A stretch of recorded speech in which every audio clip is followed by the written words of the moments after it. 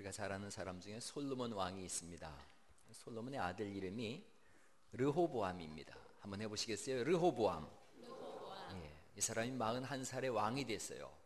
그런데 아버지가 너무 뛰어나면 그 아들이 컴플렉스를 가지게 되어집니다. 우리가 잘 아는 것처럼 솔로몬이라는 사람은 40년간 통치를 했는데 얼마나 엄청난 일을 이뤘는지 몰라요. 이 사람이 가진 방패 중에 금방패가 큰 것이 200개, 작은 금방패가 300개, 은은 그 당시에 보석으로도 치지 못했다는 거예요. 모든 그릇이 다 금이었다는 거죠.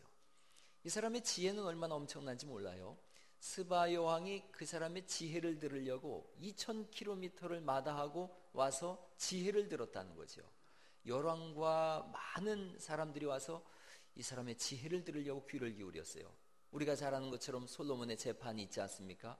어느 날 아기를 가진 여자분이 아침에 눈 떠보니까 글쎄 자기가 아기를 깔아서 죽인 거예요. 옆에 보니까 이 둘 다 몸 파는 여인이에요. 옆에 보니까 이 여인도 마침 애를 낳았어요. 그러자 애를 바꿔치기를 합니다. 아침에 눈을 떠서 보니까 이 여인이 자기 애가 죽어 있는 거예요. 보니까 자기 애가 아닌 거지요. 그래서 둘이 싸우다가 안 되니까 지혜가 있는 솔로몬에게 가서 우리가 누구 애기가 진짜 애기인지를 한번, 누가 진짜 엄마인지 확인을 하자. 그래서 데리고 갔더니 솔로몬 왕이 한참을 보다가 하는 일이 뭐예요? 칼을 가져와라. 아이를 두 쪽을 내서 한쪽씩 나눠주면 공평하지 않느냐. 그런 반응이 전 너무 좋습니다. 그랬더니 이 솔로몬은 뭐를 알고 있는 거냐면 모성애를 알고 있는 거예요.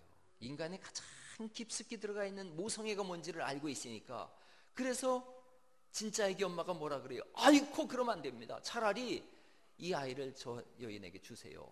그래서 솔로몬의 명판결이 뭐예요? 진짜 엄마는 저 여자다. 그래서 돌려준 거지요. 이건 빙산의 일각이에요. 이 사람이 모르는 것이 없었다는 거지요. 지혜자예요. 그의 아들이 르호보암이에요. 아버지가 너무 엄청나니까 아들이 왕이 됐을 때 컴플렉스가 되는 거예요. 주눅이 드는 거예요. 그래서 이 아들이 그런 마음이 먹는 거죠. 잘해야 되는데, 잘못하면 어떡하나? 아버지보다 더 뛰어나야 되는데, 이런 갈등이 있는 거예요. 사실은 사람마다 하나님께서 각기 독특한 재능과 은사를 주신 줄 믿습니다. 그대로 자기 길을 걸어가면 되는 거지요. 다 물려받고도 노심초사하는 거예요. 그러다가 이제 세겜에서 이스라엘 백성들을 다 모아놓고서 이 사람이 자기 왕됨을 선포하고 그들의 동의와 지지를 얻기 위한 것이 오늘 본문의 내용이에요. 10장 1절을 한번 보시겠어요? 10장 1절. 르호보암이 세겜으로 갔으니 이는 온 이스라엘이 그를 왕으로 삼고자 하여 어디에 이른 거예요? 세겜에 이르른 거예요. 세겜에 이르러서 백성들을 만났어요. 그랬더니 백성들이 하는 말이, 왕이시여, 당신의 아버지는 얼마나 고된 노역과 무거운 멍에를 우리에게 지웠는지 모르겠습니다. 얼마나 고단했는지 몰라요. 아버지는 지혜롭고 슬기롭고 또 물질 풍요하고 권력이 있었지만 그 밑에 있었던 우리 백성들은 노역과 무거운 멍에로 죽을 맛이었습니다. 이제 당신이 왕이 된다면 우리에게 그 무거운 멍에를 좀 벗겨주세요. 이 얘기를 하는 거예요. 그러자 르호보암이 가만히 들어요. 듣고서 고민을 하는 거지. 어떻게 대답을 해야 되나? 그래서 왕이 얘기를 하는 겁니다. 너희들이 3일 뒤에 오면 내가 어떻게 행할 것인지를 너희에게 알려주겠다. 그리고 3일간의 시간을 벌어요. 아버지를 따라서 지혜가 있는 사람이지요. 금방 대답하지 않고 3일간의 시간을 벌어요. 그리고 이제 원로들과 의논하는 거예요. 자, 백성들이 나에게 와서 이렇게 요청을 하는데 내가 어떻게 반응하면 좋겠습니까? 원로들과 의논을 하니까 원로들이 참 지혜로운 대답을 해요. 10장 거기 한번 이제 7절 말씀을 보시겠어요? 원로들의 대답이 이런 거예요. 주부에도 나와 있는데, 주부에 없네요. 역대하 10장 7절 말씀을 같이 한번 읽어보시죠. 시작. 그들이 대답하여 이르되 왕이 만일 이 백성을 후대하여 기쁘게 하고 선한 말을 하시면 그들이 영원히 왕의 종이 되리이다 하나. 얼마나 지혜로운 말인지 몰라요. 이들을 후대하고 기쁘시게 하세요. 이 말씀을요, 열왕기상 12장 7절에는 똑같은 말씀이지만 이렇게 열왕기 기자는 이렇게 표현을 했어요. 주보 한번 보세요. 주보에 열왕기하를 거길 제가 오늘 안 적어놨네요. 제가 읽어볼게요. 열왕기상 12장 7절에는 똑같은 말씀이지만 이렇게 썼어요. 대답하여 이르되 왕이 만일 오늘 이 백성을 섬기는 자가 되어 그들을 섬기고 좋은 말로 대답하여 이르시면 그들이 영원히 왕의 종이 되리이다. 이 말씀을 우리가 지금 읽는 건 개역 개정이고요. 개역 한글 성경으로 제가 읽어볼게요. 대답하여 가로되 왕이 만일 오늘날 이 백성의 종이 되어 저희를 섬기고 좋은 말로 대답하여 이르시면 저희가 영영이 왕의 종이 되리이다. 왕이 저들이 종이 된다고 하시면 거꾸로 저들이 왕의 종이 될 겁니다. 지혜로운 원로들이지요. 그들의 마음을 잡으라는 거예요.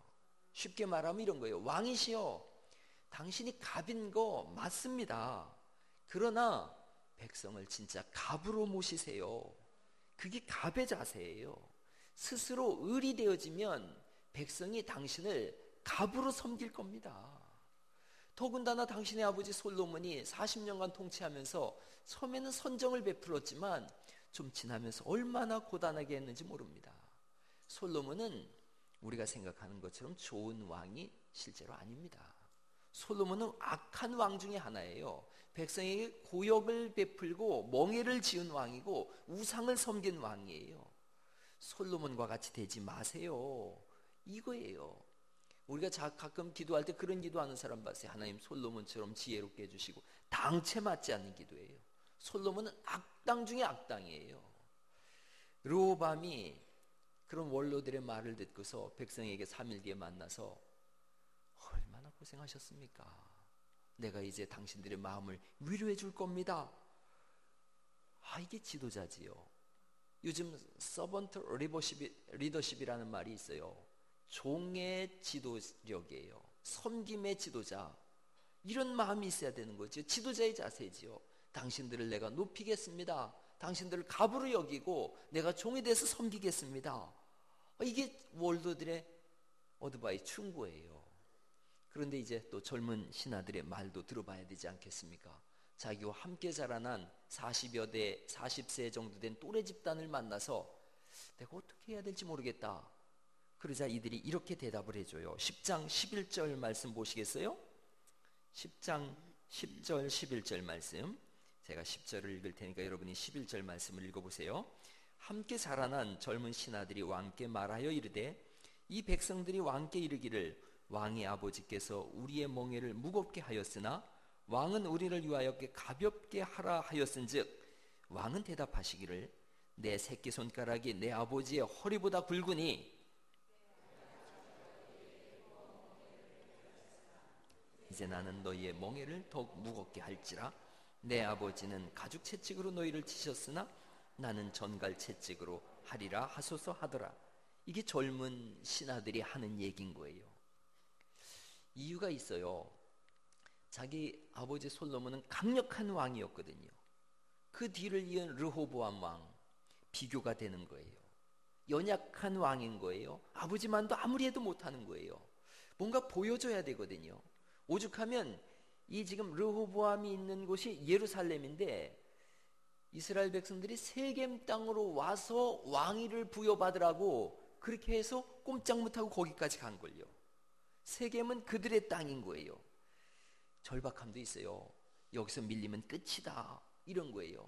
그래서 자기 동년배들이 얘기하는 거예요. 무슨 소리냐? 당신이 갑인데 시작부터 기선을 잡으라. 칼자리 놓치면 끝이다. 결혼했을 때 여러분이 많이 들은 얘기죠. 부부싸움은 초반에 잡아야 된다. 한 번 승기를 놓치면 끝까지 간다. 뭐 이런 얘기를 듣는 거예요. 버릇은 언제부터 잡아야 된다 그래요? 초반부터 잡아야 된다. 당신이 갑이니까 갑질을 해라 이런 거예요. 그래서 이들이 하는 말이 내 아버지의 허리보다 내 손가락이 더욱다. 내가 더 강력하다는 거죠. 내 아버지가 가죽 채찍으로 너희를 징칠했으면 나는 전갈 채찍으로 너희를 다스릴 거다. 강하게 나가야 됩니다. 본때를 보여줘야 합니다. 두 말이 사실은 다 옳은 생각인 것 같아요. 위기의 상황이니까. 한쪽은 원로의 말이에요. 당신이 종이 돼서 섬기세요. 한쪽은 젊은 사람들의 말이에요. 당신이 강력한 왕이 돼서 통치를 하세요. 원로냐 젊은이들의 말이냐, 이 갈등에 서 있는 거예요. 여러분은 어떻게 하시겠어요? 여러분이 르호보암이라면 한번 손을 들어보세요. 우리도 나는 원로들의 말을 듣겠다. 안 들은 사람들은 다 오늘 르호보암 되는 거예요. 그러면 뭐 민망해서 안 들든 뭐 어째서 안 들든 다 르호보암 되는 거죠. 3일 후에 과연 르호보암은 어떤 선택을 했느냐? 10장으로 다시 보시죠. 10장 12절 말씀. 10장 12절. 3일 만에 여로보암과 모든 백성이 르호보암에게 나왔으니 이는 왕이 명령하여 이르기를 3일 만에 내게로 다시 오라 하였음이라. 그리고 손 안 든 사람들만 13절 말씀 읽어보세요. 시작.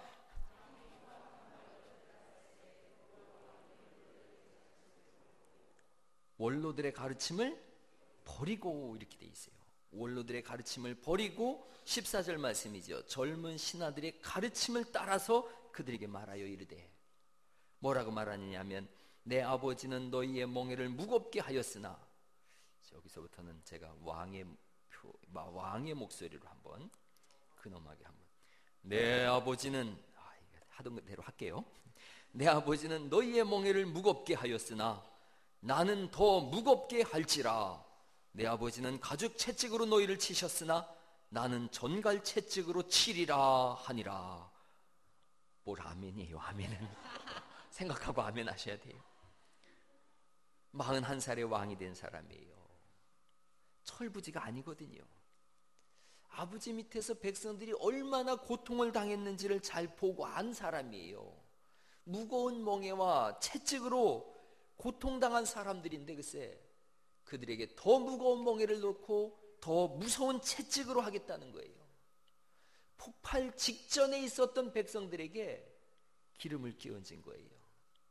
3일 만에 고심한 것이 결국 이건 거예요. 르호보암은 이 결정을 하고, 그리고 원로들의 가르침을 버리고 젊은 신하의 가르침을 따랐어요. 여러분이 선포할 때는 얼마나 멋있고 얼마나 폼을 잡았겠어요. 내 아버지의 멍에를 무겁게 하였으나 나는 더 무겁게 할지라. 내 아버지는 가죽 채찍으로 다스렸으나 나는 전갈 채찍으로 할 것이니라. 얼마나 폼났겠어요. 그런데 백성들은 뒤통수를 맞은 거예요. 얼마나 황당했겠어요. 능력도 자기 아버지에 못 미치고 지혜도 못 미치는 젊은 풋내기 왕이 그 대왕과 비교할 수 없는 독하고 잔인한 마음으로 자신들을 다스리겠다고 하는데요. 결국 감당할 수 없는 사태가 벌어지지요. 감당할 수 없는 사태가 역대하 10장 16절 말씀이에요. 이 긴 말씀이니까 제가 읽어볼게요. 온 이스라엘은 왕이 자기들의 말을 듣지 아니함을 보고 왕에게 대답하여 이르되, 우리가 다윗과 무슨 관계가 있느냐?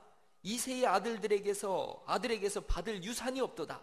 이스라엘아, 각각 너희의 장막으로 돌아가라. 다윗이여, 이제 너는 내 집이나 돌보라 하고 온 이스라엘이 그들의 장막으로 돌아가니라. 17절 말씀 여러분 읽어보시겠어요? 시작.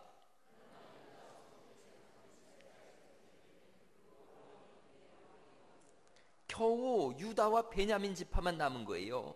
그랬더니 왕이 화가 났지요. 18절. 르호보암 왕이 역군의 감독 하도람을 보냈더니 이스라엘 자손이 저를 돌로 쳐 죽인지라. 르호보암 왕이 급히 수레에 올라 예루살렘으로, 그다음 뭐예요? 도망하였더라. 이거예요. 결국은 그 폼 잡던 이 왕이 도망가 버리고 말고요. 이스라엘 12지파 사울 왕으로부터 통합되어져서 다윗과 솔로몬까지 120년에 통합된 이 나라가 이 3일 뒤에 내린 결정 한마디 때문에 두 쪽이 납니다. 10지파 북쪽 이스라엘과 남직파 유다와 베냐민 두 지파로 두 쪽이 난 거예요. 이게 이 르호보암의 실착이에요. 두 가지를 한번 생각해 보려고 그래요. 왜 이런 일이 일어났느냐는 거예요. 첫째는 르호보암의 마음속에 섬기려는 마음이 없었던 거예요. 르호보암은 왕이 뭘 해야 하는지를 몰랐어요. 지도자가 어떤 일을 해야 하는지에 대한 인식이 없었던 거예요. 신하들의 말에 귀를 기울여 봐요. 이 백성의 종이 되어 저희를 섬기고 좋은 말로 대답하면 저들이 진실로 당신을 섬길 겁니다. 높아지면 높아질수록 사실은 섬기는 자리인 줄 믿습니다. 온 우주에서 가장 높으신 분이 누구예요? 예수님이세요. 그 예수님이 섬김의 본을 보이셨어요. 마태복음 20장 26절 말씀을 같이 한번 저랑 교독해 보겠습니다. 마태복음 20장 26절 말씀부터입니다. 이건 실제로 주부에 있습니다. 제가 먼저 읽지요. 너희 중에는 그렇지 않아야 하나니 너희 중에 누구든지 크고자 하는 자는 너희를 섬기는 자가 되고,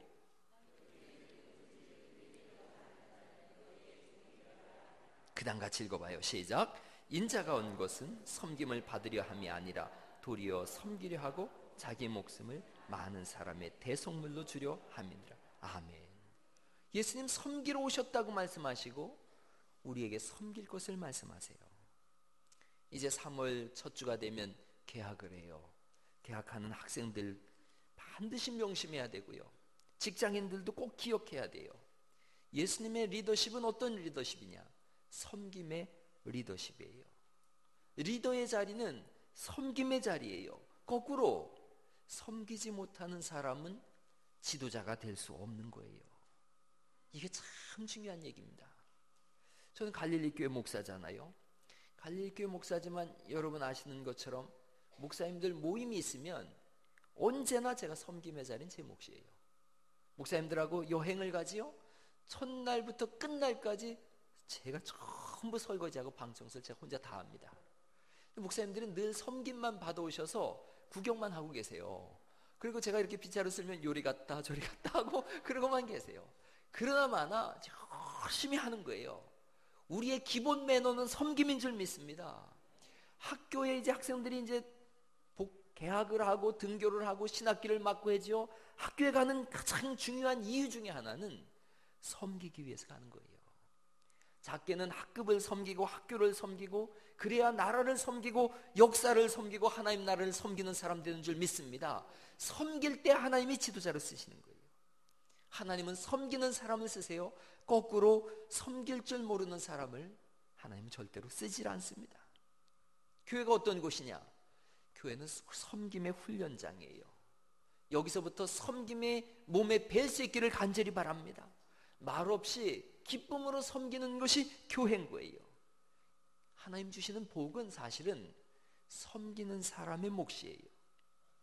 섬기는 사람은 항상 말없이 섬깁니다. 섬김을 받는 사람은 항상 투덜대면서 섬깁니다. 여행을 가서 제가 밥그릇 열심히 닦았는데 그 다음날 아침에 밥 먹으면서 숟가락이 제대로 안 닦였다 그러더라고요. 그러나 속상해 할 것 없어요. 그저 하나님이 주시는 복으로 알고 끝까지 섬기는 것인 줄 믿습니다. 섬김에는 감춰진 복이 있고 비밀이 있고 은혜가 있습니다. 교회도 섬기면 부흥이 오지만 르호보암이 되어지면 분열이 되고 있는 것도 다 뺏기는 거예요. 오늘 아까 원로들 말 듣겠다는 사람 몇 사람 안 돼서 상당히 불안스럽습니다. 여러분 르호보암 되면 다 갈라지는 거예요. 우리 갈릴리 교회는 섬김으로 여기까지 온 줄 믿습니다. 섬김이 몸에 배어 있어야 되는 거예요. 누가복음 14장에 있는 말씀을 전 예수님 믿고서 그 말씀 읽고 얼마나 은혜가 됐는지 늘 그게 제 몸에 배어 있고, 이 갈릴리 교회 와서 보니까 갈릴리 가족들도 그 말씀이 몸에 배어 있더라고요. 한번 읽어보시죠. 누가복음 14장 7절 말씀부터 저하고 한 절씩 교독해 봅니다. 제가 먼저 읽죠. 청함을 받은 사람들이 높은 자리 택함을 보시고 그들에게 비유로 말씀하여 이르시되,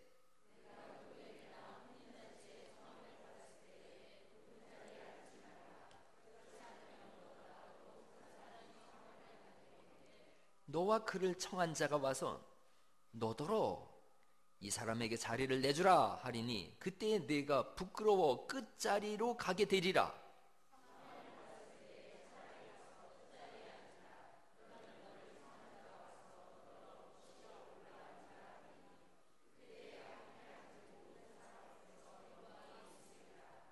10절을 제가 다시 읽어볼게요.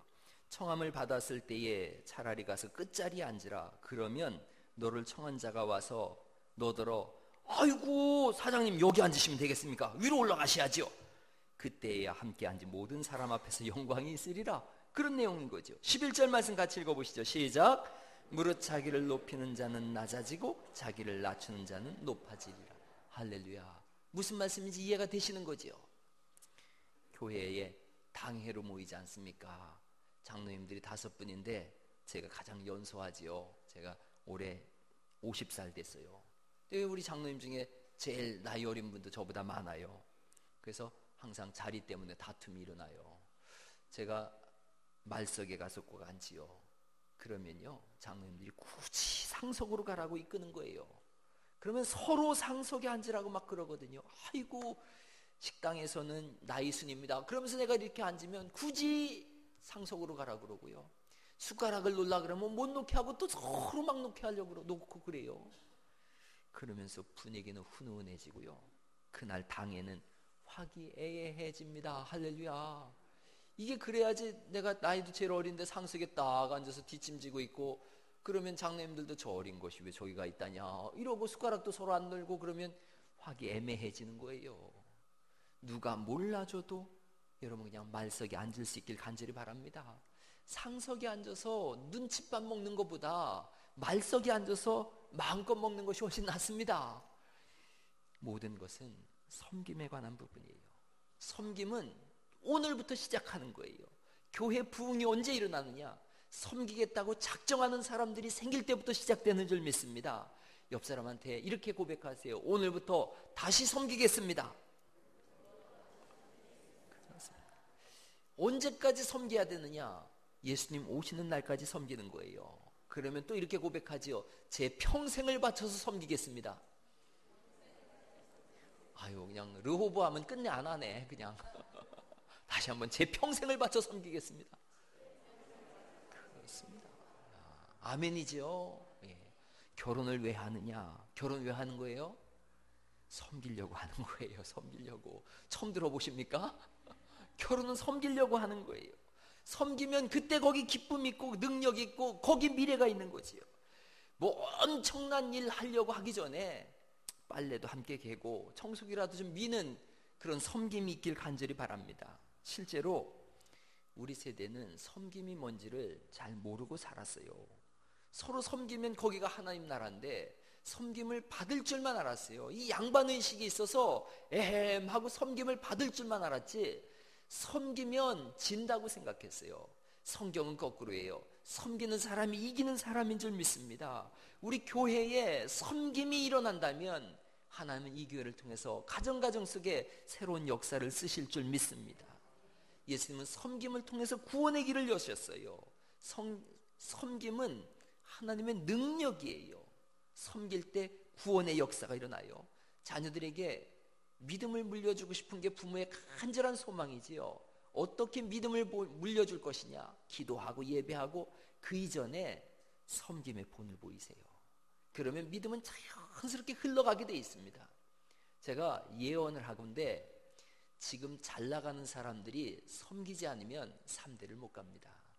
지금 어려우십니까? 섬기면 자자손손 복을 받을 줄 믿으시기 바랍니다. 섬김의 능력이에요. 그런 찬송이 있어요. 그 찬양 한번 같이 불러보면 좋겠어요. 당신의 그 섬김이 천국에서 해같이 빛나리라는 찬양이에요. 같이 한번 불러보시죠.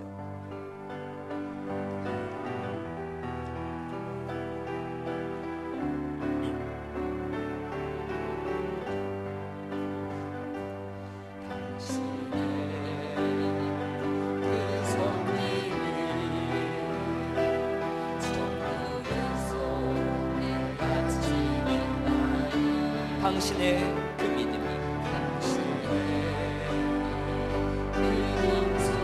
천국에서 해같이 빛나리.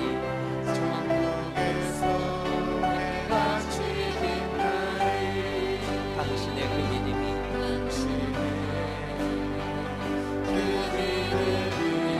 천국에서 해같이 빛나리. 당신의 그 충성이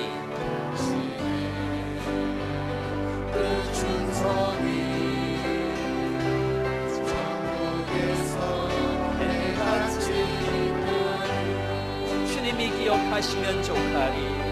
주님이 기억하시면 좋하리. 예수님 사랑으로 가득한 곳에 사랑으로 가득한 곳을 천사도 흠모하는 아름다운 그곳을 천국에서 해같이 빛나리. 할렐루야. 섬김은 영원한 겁니다. 르호보암은 섬김의 마음이 없었어요. 또 하나를 더 생각해 보세요. 왜 섬김의 마음이 없었는가를 한 번 더 생각해 보세요. 이 사람에게는 사람에 대한 이해가 없었어요. 섬김이 없었고 사람에 대한 이해가 없었어요. 이해하려는 마음을 품어야 될 줄 믿습니다. 르호보암은 백성들이 얼마나 고단한지를 모르는 거예요. 그저 자기는 왕궁에서 자기가 태어난 그 다음 해에 솔로몬이 왕이 됐거든요. 왕궁에서 호의호식한 거예요. 아버지 집에 방에 들어가보면 다 금으로 이루어진 거예요. 12계단을 글쎄 금사자를 만들어 놓은 거예요. 상하 의자에 앉았는데 전부 다 금으로 싼 거예요. 밥그릇이 다 금인 거예요. 그러자 다른 사람들도 그렇게 살으려니 하는 거예요. 백성들이 찾아왔어요. 대화하자고 찾아온 거지요. 타협점을 찾자고 찾아온 거지요. 그런데 사람에 대한 이해가 없어요. 백성을 졸로 본 거예요. 가족으로 보질 않은 거예요. 그들이 내가 품어야 될 가족이고 내 백성이다, 이거에 대한 이해가 없었어요. 3일 동안 기도하고 의견도 들어보고 생각을 했다면 저들이 내 가족이고 내 백성이고 내가 품어야 된다, 그래야 되는데 그 이해가 없어요. 사고는 우연히 하루아침에 이루어지는 게 아니에요. 르호보암이 친 엄청난 사고는 르호보암이 평소에 가지고 있었던 가치관이고 세계관이고 우주관이에요. 그가 가지고 있는 인간관계인 거예요. 여기에 상당히 중요한 의미가 있어요. 신앙은 우리로 하여금 새로운 피조물로 세워지는 줄 믿습니다. 세우게 하는 거예요. 이 말씀은 인간관, 가치관, 세계관, 우주관, 이걸 다 바꿔야 된다는 거예요. 신앙을 가졌다는 얘기는 보는 눈이 바뀌어야 된다는 거예요. 힘없고 가난한 이웃이 하나님의 자녀라고 봐야 되고, 그들은 우리가 섬겨야 되는 이웃이고 가족이라고 하는 그 눈을 가져야 되는 거지요.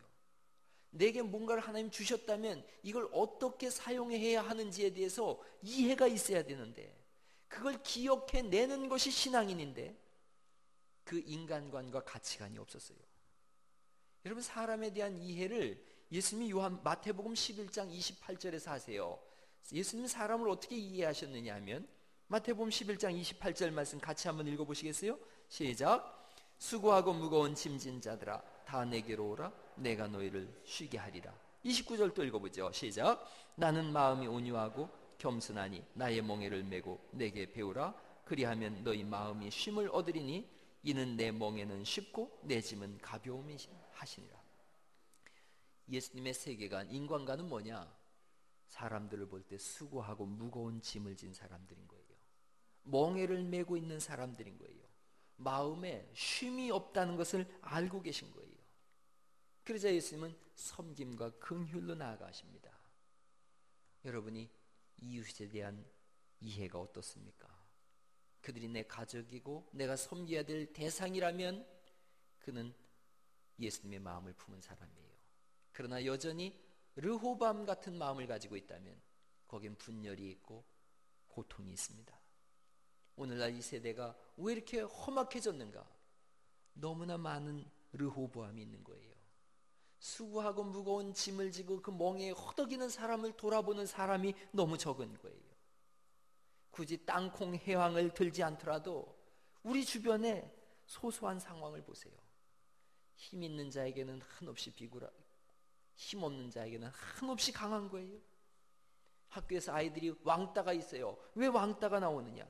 사람에 대한 이해가 없기 때문에 그래요. 강자 앞에서는 비굴하고 약자 앞에서는 무자비한 현장이 왕따의 현장이에요. 한 여성분은 자신이 갑이라고 생각해서 마음대로 비행기를 돌렸다가 하루아침에 가불병정 무기 경신 임계 계자리에 떨어졌어요. 내가 누군가, 또 내 이웃이 누군가에 대한 이해가 분명할 수 있기를 간절히 바랍니다. 하나님께서 르호보암에게 나라를 맡겼을 때는 자기 백성을 사랑하고 섬기라는 뜻이잖아요. 그걸 모르자 두 쪽이 나고 가지고 있었던 금방패 모든 금기명들을 이집트의 왕이 와서 다 뺏어갔어요. 믿음 안에서 인간에 대한 새로운 이해를 가질 수 있길 간절히 바랍니다. 믿음 안에서 세계관과 인간관이 다 바뀌어야 되는 거예요. 이런 글을 읽어본 적이 있어요. 한 쌍의 부부가 유람선을 타고 여행을 했는데 배가 갑자기 난파가 됐어요. 다 탈출을 못하는데 구명정이 하나가 있는데 하나가 남았는데, 보통 같으면 아내가 가야 되는데 남편이 타고 간 거예요. 그러자 아내가 뒤에서 소리 질렀어요. 뭐라고 했겠어요? 이런 그랬겠죠. 그런데 그 남편이, 아내가 뭐라고 했느냐면 우리 딸 잘 부탁해요. 그리고 죽었어요. 남편이 돌아와서 몇 해를 하나 남은 딸 잘 뒷바라지 하다가 남편 역시 병으로 죽었어요. 남편이 죽고서 딸이 그 유품을 정리하는데 자기 아버지 일기장을 보니까 써 있었던 거예요. 아내가 죽을 병이 걸렸다. 마지막으로 여행을 했다. 그 마지막 여행길에 배가 난파돼서 한 사람밖에 못 사는데 아내가 내 등을 떠밀면서 내 딸을 잘 부탁해요라고 했다. 나는 거기서 아내랑 너무 정말 죽고 싶었는데 사랑하는 딸 때문에 눈물을 흘리면서 난 살아나왔다. 여러분, 우리가 사람의 상황을 이해하지 못하면 돌을 던지고 욕을 하기 쉬워요. 그런데 가만히 들여다보면 그럴 만한 사정이 있어요. 가장 좋은 말이 있어요. 뭔가 사정이 있겠지, 그런 거예요. 살다 보면 오해가 쌓이기도 해요. 그래서 그 사람에 대해서 미움이 쌓이기도 하는데 그때마다 생각하세요. 뭔가 사정이 있겠지. 한번 옆 사람 보고 한번 해보세요. 뭔가 사정이 있겠지요. 그럼요. 예. 지금 누가 여러분을 이해하지 못하고 오해해도 참고 기도하고 기다리세요. 나중에 그게 이해가 되면 큰 감동이 됩니다.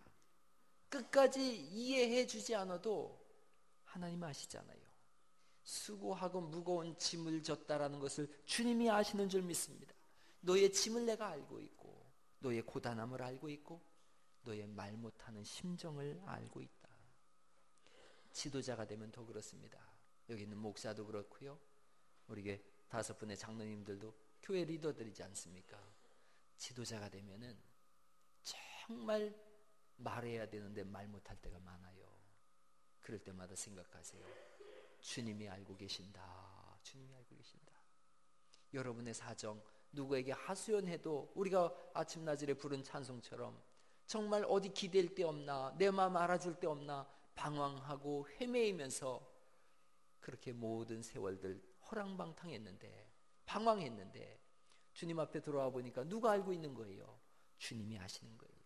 시편 139편 1절 말씀부터 저랑 한 절씩 한번 교독해 봐요. 제가 먼저 읽을게요. 여호와여, 주께서 나를 살펴보셨으므로 나를 아시나이다.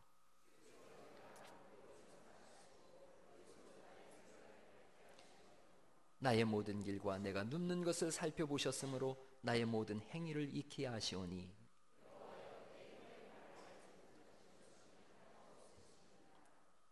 주께서 나의 앞뒤를 둘러싸시며 내게 안수하셨나이다.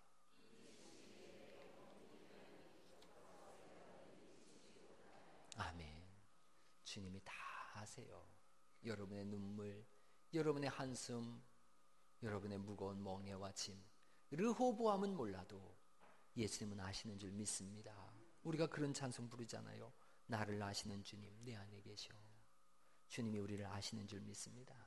서로 간에도 자꾸 이해의 폭을 넓히세요. 이해하고 또 이해하세요. 제가 아주 재미난 글을 하나 발견했어요. 그래서 예배 때마다 제가 가끔 재미있는 얘기 하니까 그 재미있는 얘기 때문에 저 정읍에서 오는 얘기도 있어요. 그래서 제가 그 재미난 얘기를 하나 해드릴게요. 이해가 안 되면 얼마나 복잡한가. 프랑스 교포 3세인데 한국에 온 지 몇 년 됐대요. 한국에 와서 너무 무서운 현실을 당한 거예요.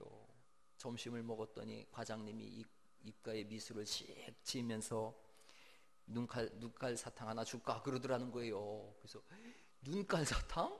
깜짝 놀라서 그게 누구 거냐 그랬더니 내가 사장 거 몰래 빼왔다고. 그래서 자기는 더 놀랬다는 거예요. 기절했더니 아이고 몸이 허약한 것 같은데 우리 집에 가서 보신하자고. 그래서 무슨 보신이냐 그랬더니 마누라 내장탕 먹자 그러더래요. 마누라 내장탕? 그래서 막 쓰러지기 직전인데 가다가 식당 간판을 보고 또 기절할 뻔했다는 거예요. 할머니 뼈다구탕. 그러다가 반대쪽 간판을 보고 이 사람 완전히 기절했대요. 할머니 산채 비빔밥. 그랬다는 거예요. 이해가 안 되는 사람은 저게 뭔 얘기요? 그런 거고 이해하시는 분은 이해하는 거지요. 예수님의 리더십은 섬김과 이해의 리더십이에요. 3일 후에 르호보암은 이해가 없어서 망했어요. 섬김이 없어서 무너졌어요. 그러나 예수님은 3일 후에 부활하신 줄 믿습니다. 우리는 어디에 서 있는가를 생각하세요. 내가 갑이라고 소리치면서 이해 없고 섬김이 없다면 르호보암의 자리에서 무너지고 멸망하는 거예요. 그러나 스스로 을의 자리에 내려와서 섬기고 이해하면 부활의 능력을 경험하게 되는 줄 믿습니다. 섬김에는 하나님이 숨겨놓으신 수많은 능력과 선물이 있습니다. 오늘 그 섬김의 자리에서 함께 이 몸된 교회를 세워가시고 가정을 세워가셔서 여러분의 자손 속에서 한 시대를 이끌어가는 리더들이, 지도자들이 우후죽순처럼 솟아날 수 있기를 예수님 이름으로 축원합니다. 아멘.